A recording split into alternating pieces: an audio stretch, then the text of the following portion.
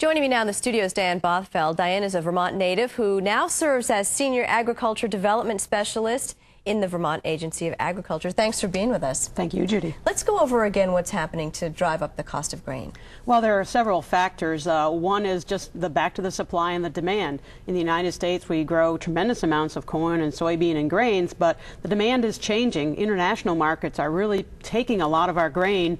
The increase in population in India and China and their increasing incomes, they want to change their diets and increasing the protein level, so they're demanding more of our grains, more of our dairy products, and more meat. So it's really pulling the grain supplies away from the United States. So supply is important, demand also. So we're really concerned about the latest flooding in the Midwest and the concerns that it will really decrease our supply. With demand already high, a decreased supply, prices really could go up, and even availability might become an issue. And so we saw this one farmer is starting to grow his own grains, but is that necessarily cost effective for every farm? No, it may not be, and each farm should really look at the economics of growing their own grain, doing an enterprise budget. Do they have the equipment? Would they have to invest in more equipment just to grow this grain? It would not be a decision to make quickly or lightly. Really, a lot of the steps that were mentioned on the video earlier of harvesting your forages at the best and top quality possible, making sure you're not getting any waste of that forage or any spoilage when it's stored. So all those types of things farmers have been doing for many years, but really concentrating on that this year especially to have the best quality forages, and then being very cautious on how they feed that grain, balancing the diet for the animals, and then feeding grain to that expectation in the diet, being almost measuring, being careful of what you feed, making sure the cows are getting enough but not having any waste. So being cautious, looking at what they can do on their own farms will be important for farmers this year. Is it easier for smaller farmers to take this on as opposed to a large farm that has a lot of cows to feed? Growing grains could work for either a small or large farm, depending on the acreage available and what's possible. Once again, it's that equipment, that storage, all those pieces. You really got to look at the dollars and cents before making those decisions. Because you can't just use traditional equipment that you've already got on the farm to harvest grains. Yes, harvesting grain takes different equipment than most farmers in Vermont have now. Maybe it's a combine, but if you think of the combines they have in the Midwest, they're giant pieces of equipment, and many of our Vermont fields are not that large. So is there something smaller? Some of that equipment is left over from the 50s and 60s. Does it still operate?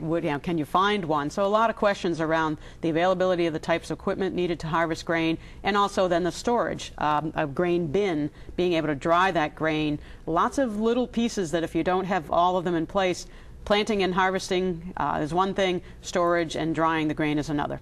Why can't you just feed more hay? Well, hay has a certain nutritional value. It's got some energy, it's got some protein, but you look at the dairy cows we have today and the amount of milk they're capable of producing, it just doesn't quite balance out their diet. They get a certain amount of energy from the hay, a certain amount of protein, but they need a little bit more, and grain is usually that balancing piece of a little bit more energy, a little bit more protein to make sure the cows are getting a specifically balanced diet. It keeps them healthy, it allows them to produce a lot of milk, produce more offspring, etc. So that diet is very important, and grain has been used traditionally by Vermont farmers to meet that last bit of energy and protein needs that they can't quite get from their forages. And maybe you could just remind our viewers who might not be familiar with the dairy farming how important it is to calculate exactly what you're feeding a cow versus how much milk it's going to put out and how that's affected. Very true.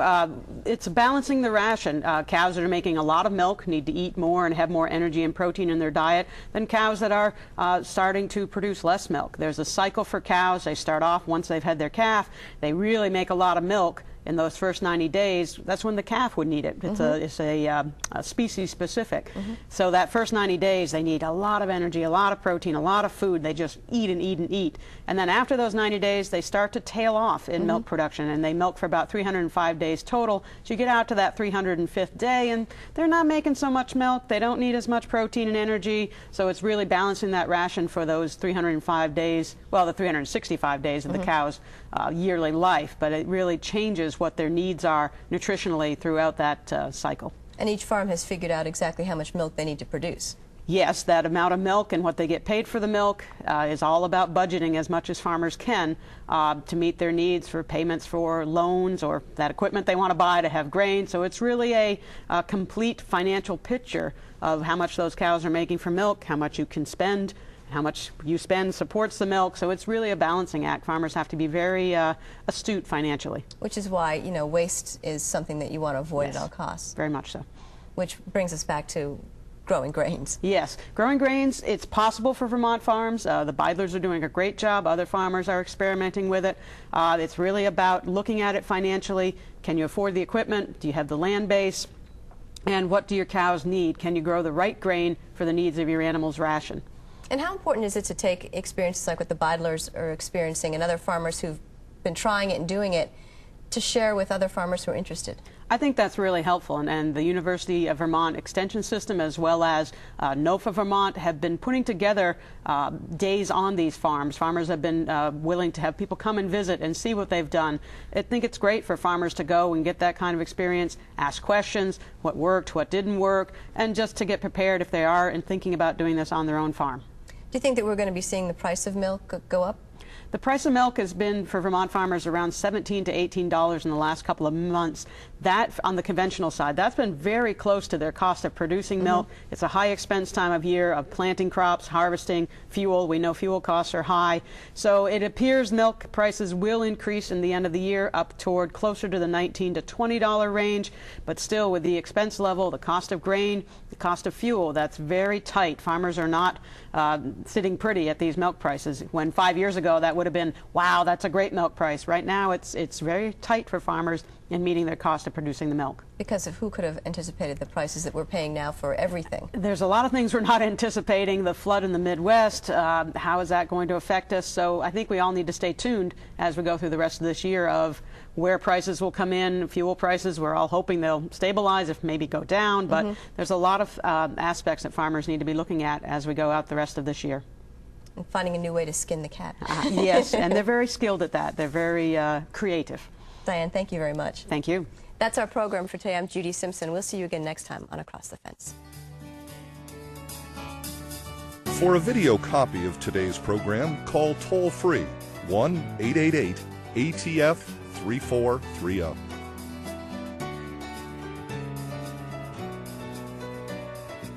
Across the Fence is brought to you as a public service by University of Vermont Extension, the Vermont Agricultural Experiment Station, and WCAX-TV.